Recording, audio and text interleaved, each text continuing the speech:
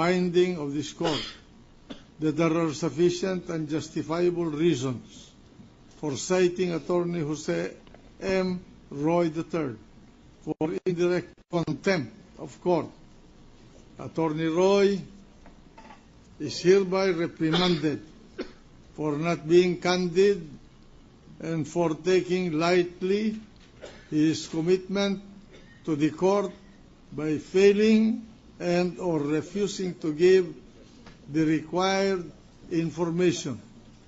This court must assert its dignity and honor in these proceedings.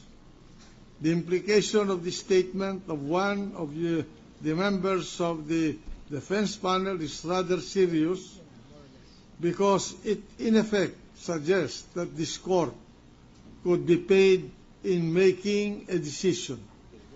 And I do not think that it is proper, that is a proper thing to even think about this impeachment court.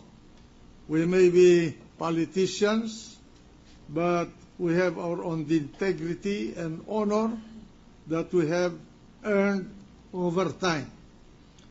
The court would like to remind and sternly warn the parties that it will not tolerate any further act which would cause any disrespect to the court or any of its senator judges. So ordered. Mr. President. Majority Floor Leader. Mr. Chairman. Thank you, Mr. President. Mr. Presiding Officer. Yes. May I be heard, Your Honor? Yes. Mr. Presiding Officer, my apology and the apology of the Defense Counsel is on record. We stand by our actions. I accept your judgment, and I thank you for sparing Defense Counsel.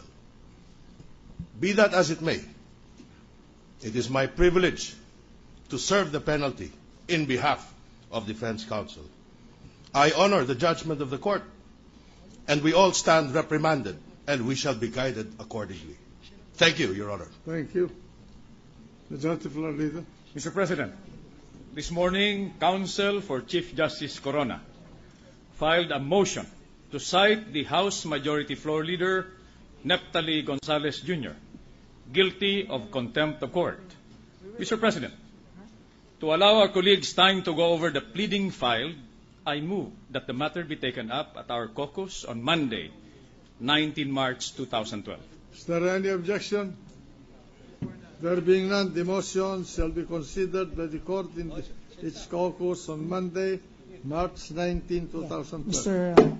Mr. Presiding Officer? Yes. What's the pleasure of the Chief Defense Prosecution? With respect to that motion, to cite in contempt the Majority Leader, we will file an opposition before the caucus on Monday. That's all, Mr. President. Majority Floor Leader.